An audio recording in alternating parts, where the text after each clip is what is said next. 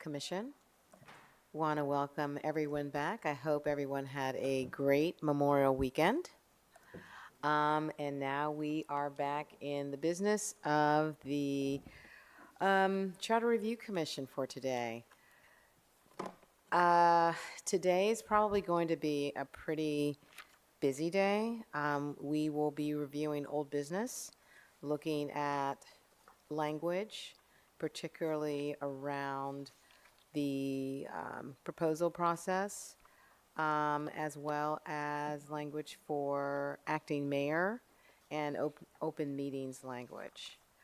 But prior to beginning our agenda, I also want to give John Oswald the opportunity to really have us have a discussion, if that is necessary, around comments that we have received from the public on, and some of you will have received via email from community members. So it's not necessarily addressing it at this point in time, but having a discussion to decide how we would wish to address it for the future meetings.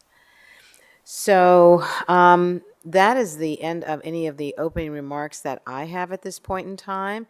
I want to open it up to see if any other commission members have any opening remarks or comments that they'd like to make as well.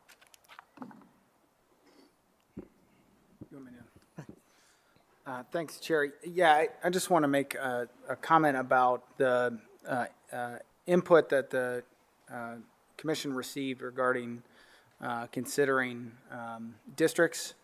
I served on the 2016 Charter Review Commission and was supportive of the at-large by district change during that time. And just to give the Commission a little bit of context for that thinking, at least in my mind, around that decision was, I think, what compelled me to make a change from the current system of all at-large to move to what is an at-large by district model was some legitimate concerns around representation in one area of the community by multiple council members. But there was also some compelling, I think, discussion around how a ward system can create competition amongst council members that can be unhealthy. And I'm greatly summarizing the conversations here because it had been, 6 years ago at this point. But I think what the Commission tried to recommend at that time was a compromise solution that tried to create districts but keep the at-large system in place. And my view on whether or not we should take that up now is I have pretty strong views on that. I do not think we should. I think for a couple reasons. First of all, we had a previous commission that looked almost exclusively at this issue. It was then put on the ballot in 2018. The voters have approved it. It is not yet even in place. And so my strong sense would be to allow the process to play out a little bit further, allow the new system to at least be put in place before a commission reviews the district question again. So I just wanted to kind of share those thoughts from my viewpoint on whether or not we should, in addition to the other topics that we're discussing, also consider bringing up, the district question as well. So thanks, Chair. Appreciate your commentary, given that you were on that charter review, you were on that commission. Yes. Madam Chairperson, I would just like to make a couple of comments about the civil service issue that we approached. I had a concern about it, and I think I very poorly explained what my concern was. I was thinking about, in part, the historic context of civil service being at one time truly a patronage and an unequal, unfair patronage system. My understanding was that the testing was utilized to provide a level or a more level playing field. And Having run the front of the house in a couple of restaurants, I've hired, fired, and I understand you want to have people on your team where there's good chemistry, but it seems as though we would be circumventing the thing that was put in place to ensure equity that was there. So anyway, I'd just like to clarify that. Thank you. Thank you. Any other comments from any of the commission members today prior to us beginning our agenda? Thank you. Could I get a motion to adopt the meeting minutes of May 18th, 2022? So move. All in favor? Aye. Aye. Okay, I'm sorry. Reversal, same sign. No names, same sign. Any abstent? Okay, well, it passes. Old business, acting mayor language and open meetings. Christina Ratliff and Laura Baker Moorish. Okay, so in front of you, you should have the motion for the acting mayor recommendations. This is largely the same language that we presented before, just a little changes, tighten things up a little bit. Do you want me to, John, do you want me to go through all the changes? Okay. sure. Please. Yeah, all right. Can you Speak up speak a up little. just Speak a up, little bit? okay. Thank you. So section 60, you'll see the original language there. The change is just including additional staff members. It's in red. You'll see where it says officers. And then number 4, we included executive staff of the office of the mayor. For section 62, we defined the mayor's cabinet. So that's section 62.1 describes the mayor's cabinet. The mayor shall establish a cabinet consisting of the directors of the departments created by this charter and by ordinance of council, along with the executive staff appointed pursuant to section 60. Section 64 is the acting mayor provision, and that basically expands the mayor's ability to designate a member of cabinet as acting mayor, removes the city council president. Currently, right now, the mayor's limited in who he or she may designate as acting mayor, so that just provides a little bit more flexibility. Section 64.1, temporary inability, and that's very similar to what we saw in section 64, the same changes, expanding who may be designated and removing city council president. So I'm happy to pause and see if there are any questions or anything else. Is the executive staff and the mayor's cabinet, are they the same folks or are they different positions? Laura, were we going to define that in civil service classification? So it's a two-part question. So the mayor's cabinet would be inclusive of both the executive staff as well as the department directors. So the cabinet's the broader term.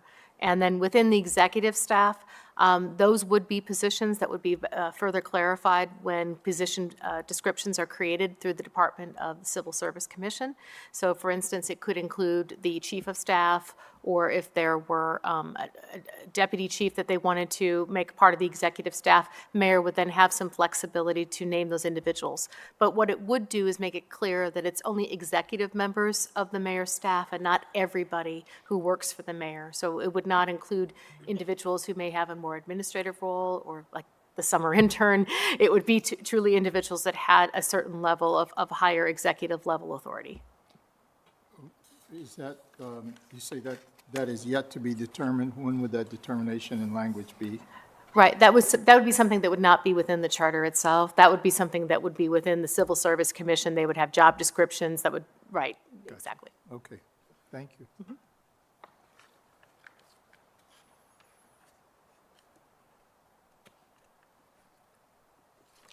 Okay, so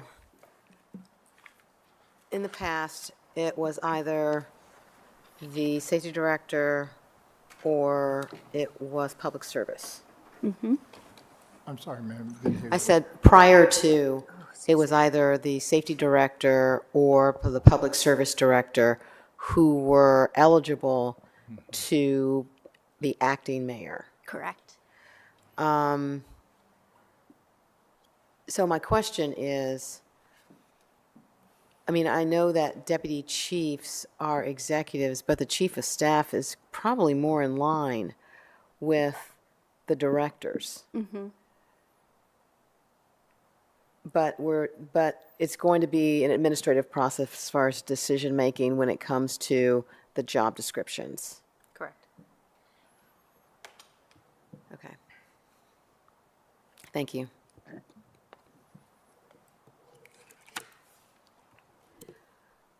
Is there any discussion or questions around the language?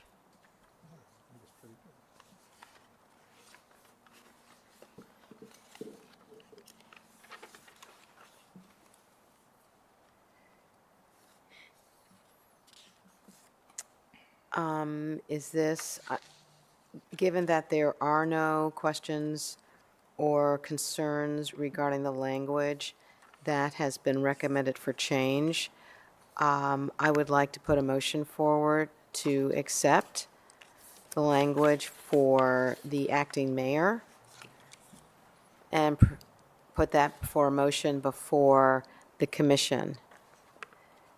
Can I get a motion for approval for the acting mayor language? So moved. Can I get a second? Second. All in favor? Aye. Against, same sign? Okay, well, that is approved. Next, Laura Baker Moorish, open meetings language. Yes. So, thank you, Madam Chair. So the City Attorney's Office, having heard the concerns of the commission, and then also City Attorney Klein attended the public hearing related to all of these matters, and also heard some concerns related to open meetings. We then came back with a draft that was a little bit more tailored to the specific concerns that were being raised, and that we felt needed to have some flexibility for functionings of public bodies and for the council to be able to make some of those decisions. And so what we have before you now is an amendment to the original suggested amendment that would make it clear that the general laws of the state would apply. And the way that we would do that is twofold. There's Section 8 and Section 240. Section 240 I'm going to read first because that's the open meetings provision itself. And it would say, "The public bodies of the city shall hold all meetings in accordance with the general laws of the state pertaining to open meetings, except that council may, by ordinance, provide for the ability of public bodies to hold, attend, conduct, and keep minutes for virtual meetings and hearings by means of teleconference, video conference, or any other similar technology, and council may provide for the circumstances under which such virtual meetings or hearings may be held." So this would address the fact that it wouldn't be all of open meetings that would be subject to council ordinance. Generally speaking, the city would continue to follow the open meetings provisions of the general law, but it would allow for that flexibility to have meetings that may be conducted in these ways, and would give council the authority then to make a determination for to whom that would apply, which public bodies, what would be the circumstances, what would be the requirements of that public forum and that remote meeting, and making it clear that it is contemplated that it's teleconference, video conference, other similar technology, that we have to be somewhere in line with that. So I would take that definition from Section 240 and now go back up to Section 8. And the amendment in Section 8 would say that emergency meetings of the council is provided for by this charter and ordinance of council. And then down below, public meetings as provided for by this charter and ordinance of council. So this charter would then incorporate those provisions of Section 240 that I just referenced. So rather than having to restate everything in 240 and putting it into Section 8 points to the open meetings provision of 240.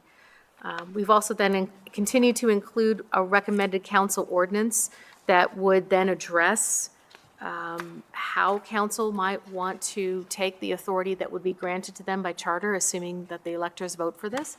and what kind of an ordinance they would then be able to pass to make clear rules and regulations regarding how those remote meetings could be conducted.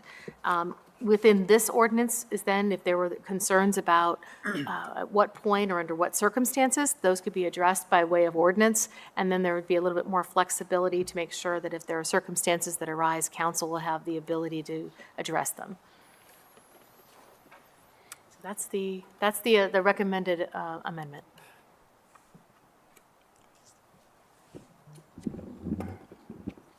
Madam Chair, Yes. you want to go? What is the dividing line between having a charter amendment and then having an ordinance? Like, this is general and then the specific, Correct. so what defines that? I wish I could tell you that there's a definite definition for what defines that, but what I can say is that charter provisions, generally speaking, are supposed to provide the framework.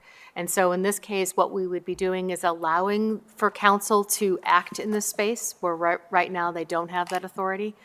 And so but it also doesn't nail it down to such a specific level that if an issue arises in the future, we would have to go back to the electorate in order to fix it. And so this creates an opening that is more specific. It's an opening specifically to deal with remote meetings, which I think was what I heard mostly coming from the commission, but would still allow the council the flexibility to determine what are the processes going to be, which public bodies, under what circumstances, and they would then be more responsive to the public regarding those specifics rather than having it nailed into the charter. But there would not be a means for the ordinance to override the charter. Correct. Correct. The ordinance would have to be within the confines of the charter allowance. Thank you. Madam Chair. Go ahead. First of all, thank you for these revisions. I think the clarity is much greater than the first round, so thank you for that. I think we understood the intent. At least I understood the intent early on, but it just sort of left a lot to the imagination. So I appreciate a much tighter, I think, recommendation to put before us in terms of expanding it to virtual meetings. A couple of just quick questions. And first, so council will still need to go through their council process to define what a virtual meeting would look like and the circumstances for them. And That's that would correct. be publicly discussed and passed and so on and so forth. That's correct. And if they do not do so, the default is the general laws of the state of Ohio. Got it. Thank you for that. The second question is, and this also pertains to, well, actually, let me just ask the question. So if council decided to make a determination to allow, various boards and commissions to be held virtually, they would pass an ordinance, and that could apply to what all type of meetings could council determine may need to be done virtually or could be done virtually? Any meeting of a public body as the public body is currently defined under city charter. Got it. So if they're not a public body now, then they don't have that obligation. If they are a public body, then council would be able, with this charter amendment, to allow them to have remote meetings under certain circumstances. They could do that in any of a number of ways. They can do that by specifically saying this particular board and commission, or they could do that by saying all public bodies who conduct X type of work. Okay. And that's going to depend upon what council is whether based upon feedback from the public and what they feel is the most appropriate. Got it. And just one last follow-up to that. So if an area commission meeting group wanted to meet virtually for whatever circumstance, I think we heard some testimony about some mobility issues, so on and so forth. They could petition council, and council could make that determination for a singular area commission? Council could. Council could either say all area commissions will have this ability, or council could say all area commissions would have the ability to address in their bylaws, so long as those bylaws meet the following criteria. So there's a number of different ways that they could do that. I don't know that it's likely that council would do it for a specific area commission, but it's likely that they would lay out general criteria if that was the desired outcome. Got it. Thank you.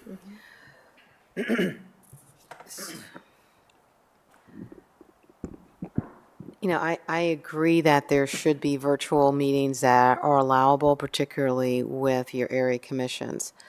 But I don't want it to get to the point where the percentage of individuals are virtual, because there's so much information, particularly that is presented, particularly when it comes to variances and concepts and development that is being proposed within neighborhoods. So I agree that council should have the opportunity to, establish the criteria, but I wouldn't want it to see that all, let's say, area commissions became virtual, because there's too much work that needs to be done face to face, and there are too many conversations that need to be had face to face, or just from a presentation standpoint. So that's only my commentary. I agree that it should be an option, but I think it should be looked at really carefully, particularly when it comes to the process and how that's administered. And that's definitely something I think that council would seek public comment on. And to your point, it would be about offering it up as an option. Most of these boards and commissions have their own bylaws. So I can't imagine that council would say, thou must have. No, right. exactly. Yeah, I was right. just saying, it's just having lived at some area commission meetings. But I think it's a great option, an opportunity, and an alternative, particularly when there are extenuating circumstances. And sometimes they're very difficult to get to because of conflicting schedules. Right.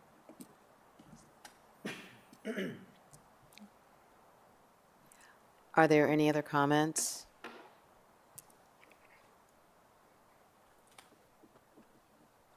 How is the commission feeling about the language? I agree that it is very clarifying, the language that you have added, and how it reflects back as far as what is allowable within the charter and what is expected of council as far as moving forward with this. So, yes, please. Can I just ask one more quick Yes. question? I'm sorry. I'm feeling pretty comfortable, but I just want to ask, just for a little bit of clarity, this document here, can you help me understand what this is? What am I looking at here? Is this, So the document that the city attorney's office has provided shows the amendments to the existing charter code and then an idea of what a recommended city ordinance might be. Okay. So the part that's from the in bold and all caps and below is not part of the recommendations to the commission, only Okay. the top two parts, Section 8 and Section 240. got it. Thanks. Oh, you're welcome. Okay, hearing no comments that are in disagreement with the language that we have been presented, do I have a motion to recommend to council the proposed open meetings language? So moved. Do I have a second? Second. All in favor? All right. Against, same sign? Okay. Aye. Aye. Okay. Okay. The open meetings language passes. Thank you. Okay, our new business, the initiative process proposal amendment that will be discussed by Commissioner Bryant. Just for point of clarification, Chair, that was an aye against the passage. Okay, thank you. Thank you. I would like to lay the floor to John to outline what has been proposed and what was passed by the commission earlier, weeks earlier, and then the new version or the amendment that I would like to introduce to the commission. All right, thank you, Commissioner Bryant. So previously, to pass as consideration for recommendation in the and the final report from this commission was adopting a recommendation from the city attorney's office to create new sections of the city charter that would create requirements that would, okay, I should say that would that would restrict monopolies and similar arrangements in the charter, as well as create disclosure requirements. Those did pass as part of the recommendation, part of the motion that the commission adopted. The second piece of that was amendments to existing sections 43 through 46 of the city charter, creating a signature requirement by council district, by the new council districts. It would apply to initiated petitions for ordinance, charter, referenda, and recall. The requirements would be that the half of the total percentage of signatures that would be needed from the previous mayoral election would be required to be gathered from 5 of 9 districts. So, for instance, for an initiated charter amendment, petitioners would need to gather 10% of the total vote cast in the previous mayoral election, 5% of which would have to come from 5 of 9 districts to gain citywide buy-in.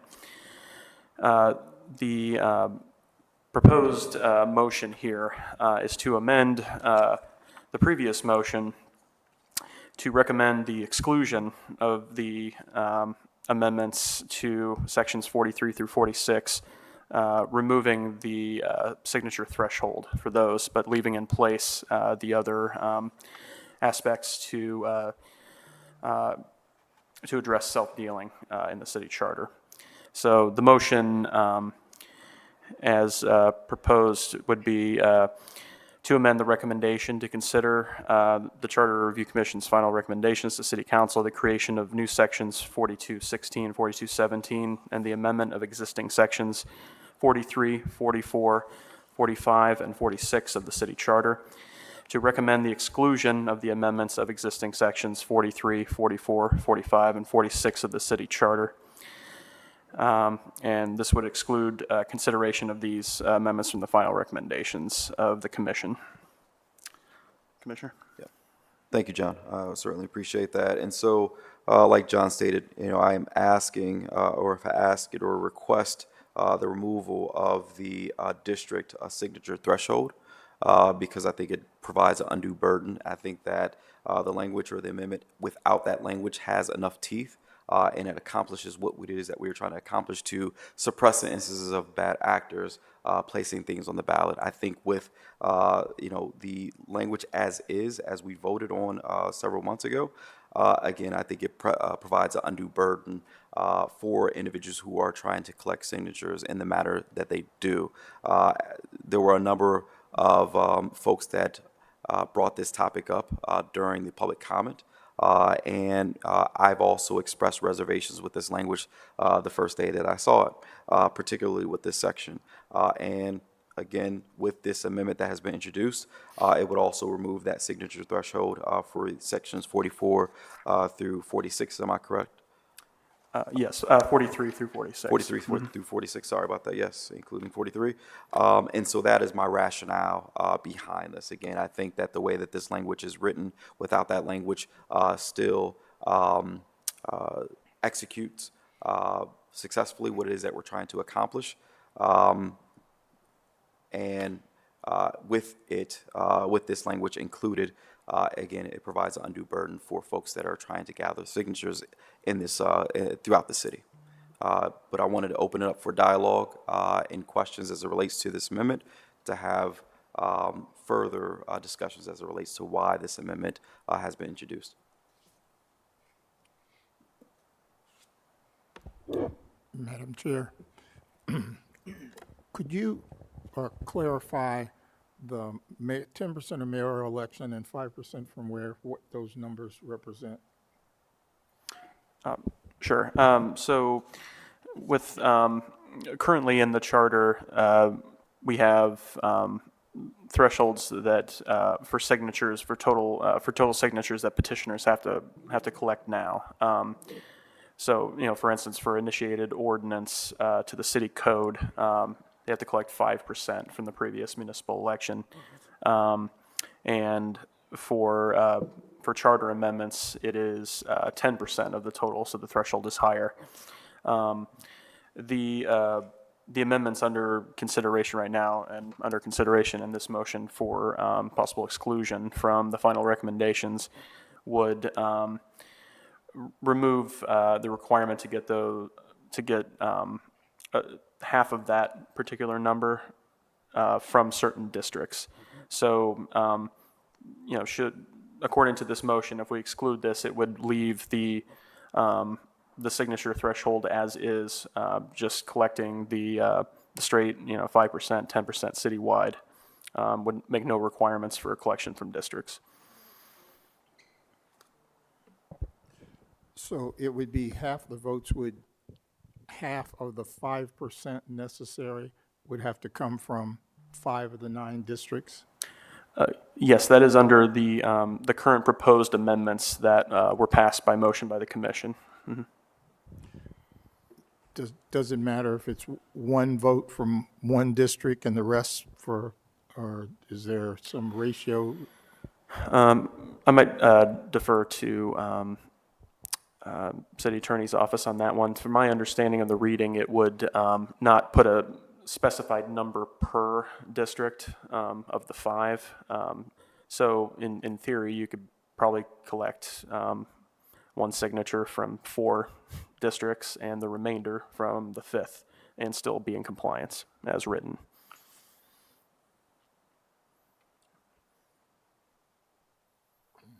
Can I ask a quick follow-up?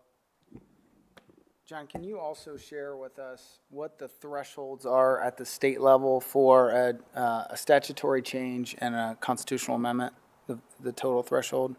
Are they consistent, is my question, with 5 and 10% of the gubernatorial election?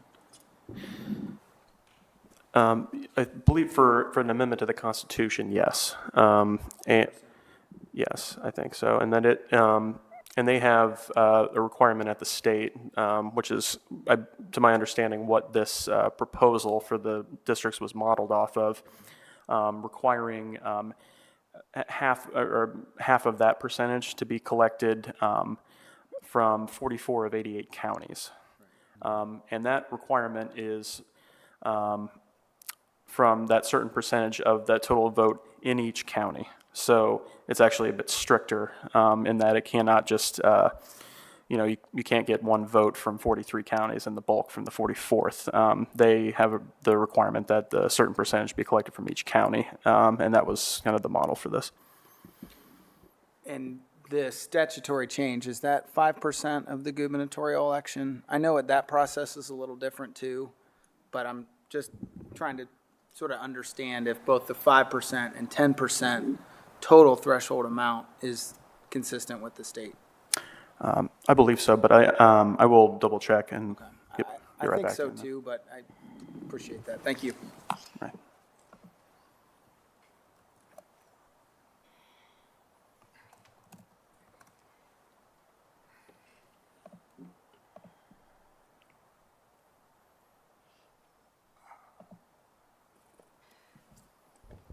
So when the districts were created, the voting for the districts is citywide. And so due to the fact that petitions in the past, the signatures have been collected citywide, not necessarily by wards or district because they didn't exist at that time. So I'm looking at consistency and thinking that it's consistent with having the petitions still collected citywide. Wards are new, but the voting for the individuals who will serve in the wards will be citywide and not ward-specific. So I think it is equitable to have petitions still remain citywide and not necessarily have this, I think at this point in time, since it, as you have said, has not really started, cumbersome criteria as far as collecting petitions for, our citizens. Madam Chair, the imposition of that additional, I think of it as a barrier, what made you decide, or not you personally, but the recommendation that these additional votes be divided by district? Why was the current language not considered sufficient?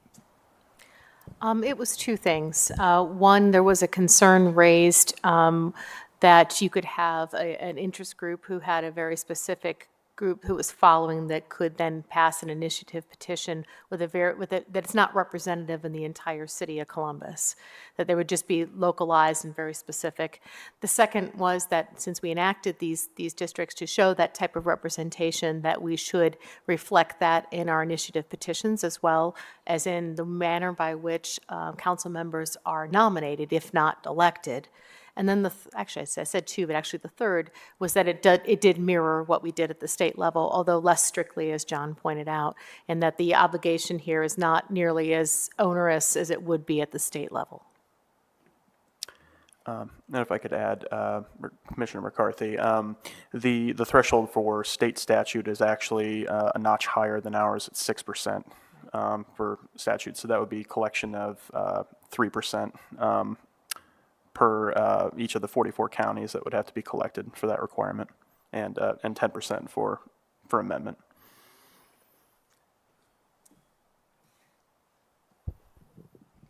But in reality, if you had to have those votes from 5 of 9 districts and there's no threshold, you could collect one from 4 districts, and then the situation you wanted this to address, effectively, it would still be in play. I think it's possible that would be the case for certain, but we also didn't want to put too much of an onus upon the individuals collecting the signatures, mainly because the districts are new, and we heard that concern that there wasn't that understanding, but at least it would put in the mind of the individual groups who were seeking petitions that they had to be more thoughtful about where they're going within the city to assure that information is getting out to all of the city and not just to a small part. But many times, in my experience, you're collecting petitions at festivals, events, which bring people together citywide. Right. And I guess I think that district or ward component should come later down the line when people are used to their wards and districts. They know where their wards and districts, because at this point in time, I don't think people do.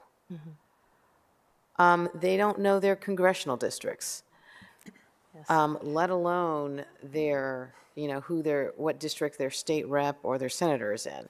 So to ask someone off the street what ward you're in something that has not necessarily even taken place at this point in time, I think is very cumbersome. And I think as people are more used to this, I think it's something that can be taken up at another charter commission, but I just don't think it is appropriate at this point in time. To be fair, I don't think anybody knows what their congressional district is right now. That's a whole different conversation. Exactly. Well, even prior to that.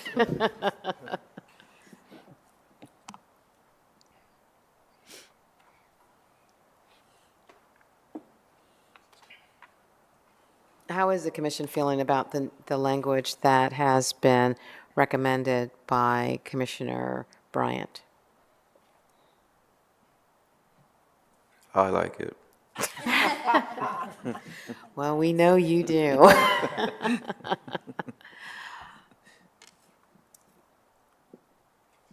I have to say that I agree. I agree with both of you that it seems superfluous to me. I mean, it's not something that, if you can get around it that easy, somebody will find a way. So why put it in there? And as you said, it could be added at a later point in time. Yeah, I agree with that sentiment, your sentiment exactly. Counties for the state have been around a long time. They're very clearly defined boundaries. I think that even if we were to go down this path, I just think there would probably be a ton of practical challenges with identifying for petitioners who's in what district, especially in these early phases. So, yeah, I'm supportive, and I agree with your comments.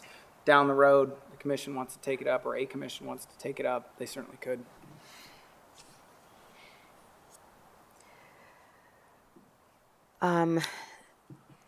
Madam Chair, I also just want to ask, you all's opinions as it relates to the amendment with that language removed.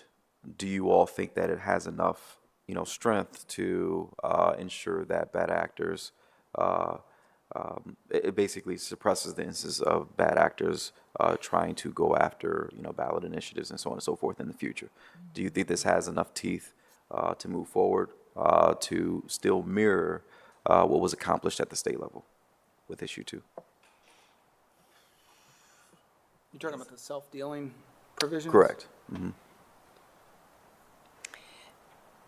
Desmond, I'm sorry, I didn't understand what you were saying. No, I'm sorry. I was asking, with this amendment that has been introduced, do you all think that it has enough strength and enough teeth to accomplish what we want to accomplish as a commission to ensure that, bad actors, or suppresses the instance of bad actors moving forward with getting things on the ballot as easy as they have in the past? Does this have enough strength without that language, without the district threshold, signature threshold, to move forward and to accomplish what it is that we're trying to accomplish? I'm going to ask Assistant City Attorney Baker Moorish to give us what the points are of the self-dealing, not inclusive of this particular recommendation, so therefore we can really have the information in order to make a decision that is all-encompassing. I will try to recall all the provisions. So the other provisions that we had put forward were two specific provisions of the city charter that would make it clear that two different types of initiative petitions were themselves in violation of city charter. So we put forth two affirmative statements that we're not going to have petitions that allow for monopolies, and we're not going to have petitions that allow for this level of self-dealing. And I use lawyerly language to do it, but that's what the two provisions do.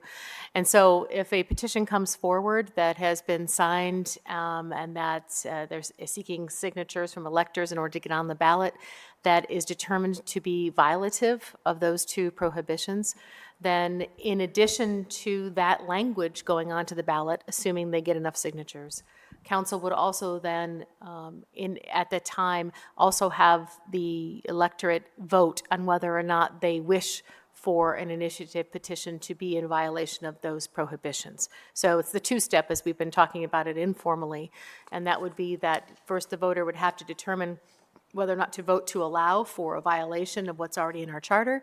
And then if voters approved that, then they would go on to specifically vote on whether or not this petition should be allowed to move forward. So that would be issue one. The second thing that we added, the second provision that we recommended to the commission was the requirement of disclosure. So in the event that you had individual entities that were advancing an initiative and or charter provision, that had self-dealing and or had monopolistic tones, that there would be additional obligation for reporting for those committees. And that would require them to identify not only the members of the committees, which are already required by charter, but also require whether or not there's a financial benefit to any individual members of the committee, what the financial benefit might be to other companies that are associated with the language from the initiative petition, and things along those lines. So those, again, is for transparency purposes, so that it's clear to anybody that's voting for these particular initiatives who's going to get the money and who stands to benefit from the particular way. The third piece was this piece, and so the three of them together worked in harmony and talked about whether or not, when you have a concern about a monopoly or you have a concern about self-dealing, that tends to be a very small insular group that stands to benefit. So the idea of this third one, by spreading out and getting the votes from across districts, is that you had to seek signatures from more than just one portion of the city. Admittedly, the other two are stronger than the third. We brought that forth as something for the commission to consider because it is what's done at the state level. And admittedly, we didn't do it as strong because, to the concern of many members of the commission, those districts are not yet fully known in the way that counties are. But we thought at least it would be a way of making it not just an insular group that could then get something on the petition. They would have to go out and obtain signatures outside of their group. So those were the three proposals and how they work together.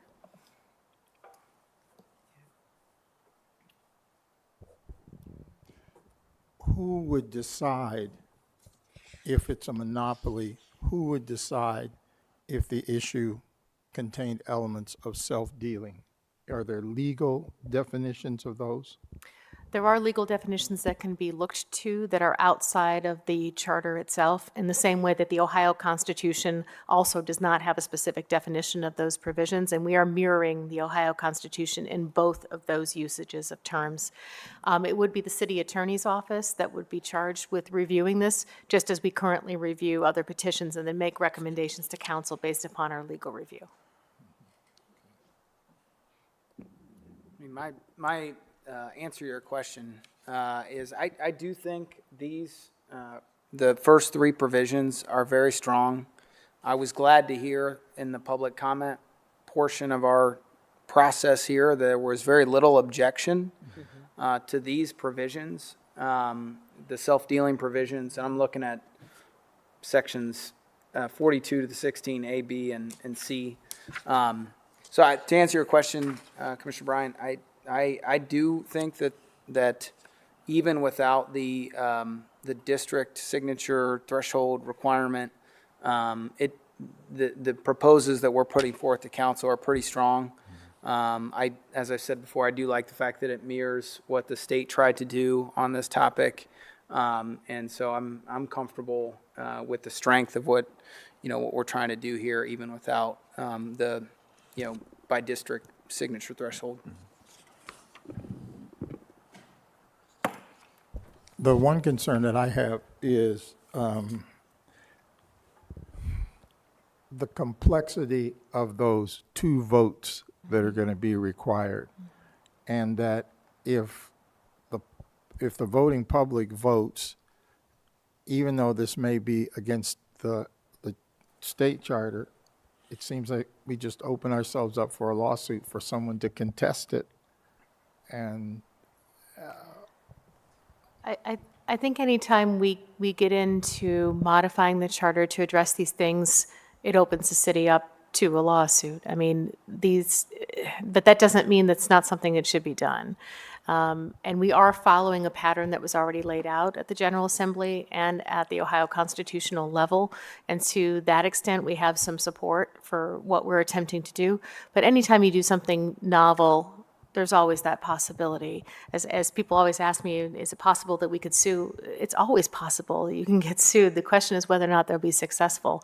And I think in this case, when you're talking about the possibility of millions of dollars potentially being taken by a group for their own benefits, I think sometimes that's worth the risk.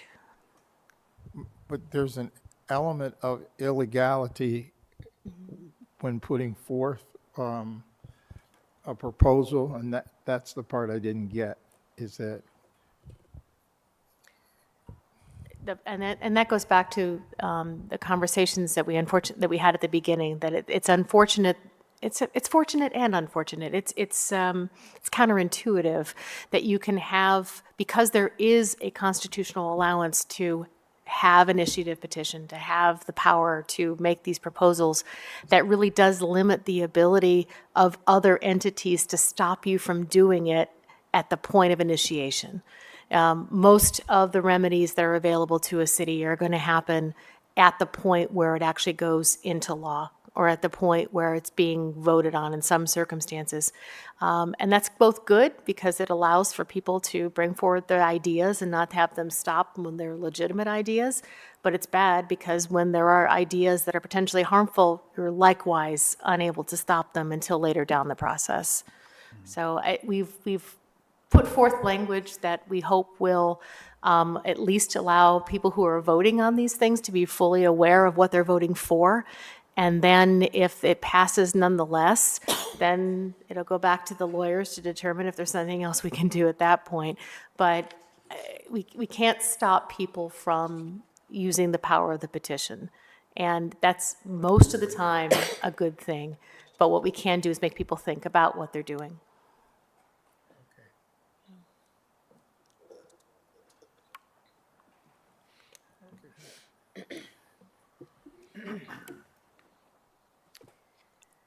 Okay.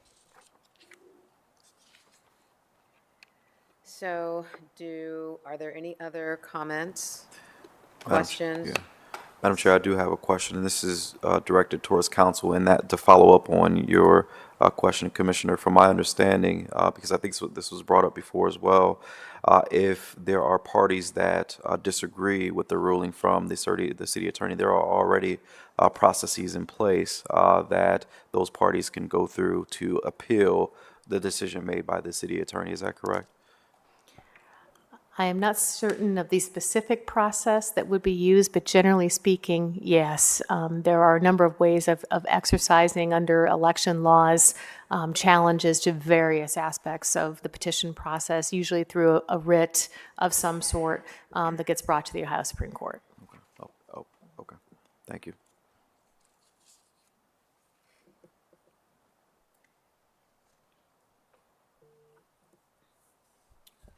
So will we be considering these changes? You said there were 4 components. Will we be considering each component separately, or the changes in their entirety? Well, we had already recommended moving the motion forward regarding the self-dealing. However, we're coming back to look at Section 43 and the language to really strike out in that ordinance called Ordinance Initiated by Petition, to strike out with said petitions bearing signatures from no less than 5% of the 9 council districts, equal to not less than 2.5% of the total vote cast at the last preceding regular municipal election for mayor. That's the language we want struck. What do we want revised and removed? Because I thought it was the language regarding the districts. Yeah. That's what I thought. correct. Signatures. That's correct, but go ahead, I'm sorry. Oh, sure.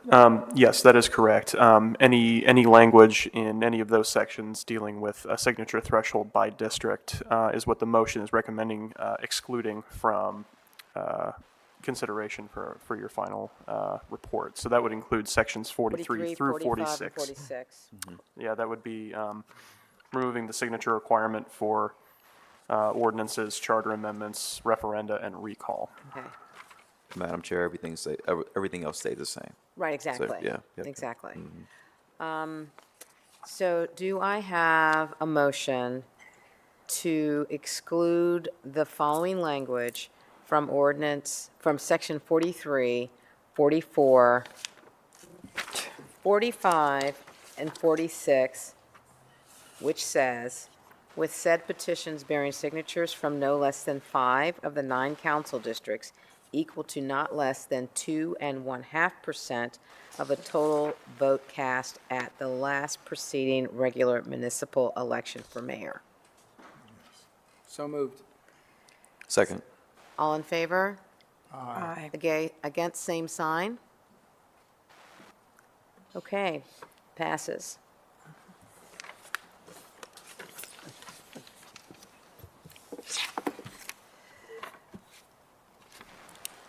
Okay, administrative items. John? All right, thank you, Chair Bartley. So just looking at some of the scheduling coming up, I will be re-emailing folks regarding the second public comment hearing that the commission would like to have at the end of June, towards the last week of June. So you will be receiving an email from me shortly, making sure I can confirm a date for everybody on that. But we're looking right now at the 29th or 30th of June. Also, the next regular meeting for the commission would be in 3 weeks rather than 2. We've been going about every 2 weeks, pretty as a pattern. But this is going to be like a 3-week break between these. So June the 22nd is our next regular meeting, 3 p.m. In council chambers here.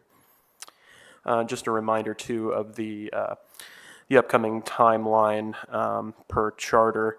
I've begun to assemble documents for a draft report that will contain the information from all the meetings from this commission, accompanying motions, and any language that has been approved by this commission, obviously subject to update as we continue meeting. Just to have to make sure we get that process started, and we'll have that ready for consideration towards the end of this process. And again, the report, the final report of this commission per charter will be due to council July 10th. So we're getting into the final month and a couple weeks. Following that, a scheduling email will be going out shortly to check on dates for a July public hearing that would be more of a council-led hearing, but would involve the commission to allow the public comment on the final report after it's been submitted, and commenting on how folks in the public believe council should proceed. So I'm looking at that for mid-July. And ordinances that would accept any of all or recommendations from this commission would be for the final council meeting in July prior to council break, July 25th. And I believe that's all I have. There's just one other issue that I'd like to bring up that we started our conversation with, and that was around the districts and us considering any kind of recommendations or comments that were made by the public moving forward. Commissioner McCrary made great comments as far as, but I want to understand if we as a commission want to have a statement of, yes, we want to move forward, or no, we do not, and that it should be something that is considered for the future. Because I want to address the questions that we are getting regarding that particular issue and have a decision from us if we're going to address that or if we're not, because I would like to put it to bed or move forward on it. Your comments were well received by me. As stated, it's not something we have moved forward on. The elections have not happened yet. It's best to look at what can happen and what needs to be tweaked for the future prior to it even being initiated and move forward on. So this is about the wards. It's about the ward elections. It's about commentary that we're receiving from a group of people who believe that we need to address that. It is not something that we've been asked to address. It's something that we have received through comments for this commission. So I would like if we have about maybe 5 to 10 minutes to discuss this, I would like to be able to do so, to say either yes, we are, or no, we are not. Chair Bartley, I did receive the correspondence as well. I think that we ought to allow those individuals that have concerns to come here and voice their concerns. I don't want to keep reading. I need conversation. When you throw a stone, there's no need for you to hide your hand. So I would like to see those individuals come before this commission and share their rationale.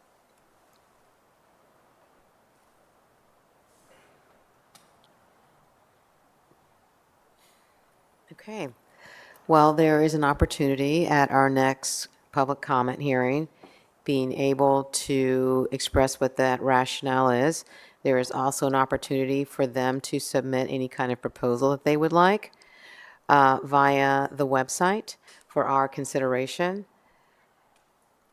So therefore, we can make a meaningful decision for the information that we have. So that is what I'm going to recommend moving forward, in that if there is a proposal that the public has regarding the wards and addressing it, then the opportunity is during the public session and to send us the information prior to. Will we be reaching out to those individuals to say that very thing that we received? I would ask John to do so. Yes, sir.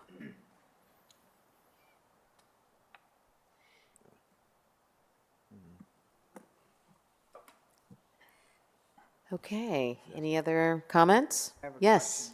Just in regards to some of the other public comments we received, I had a couple questions, and I don't want to put anyone on the spot, John or Laura, or, and so maybe they can just be done via follow-up.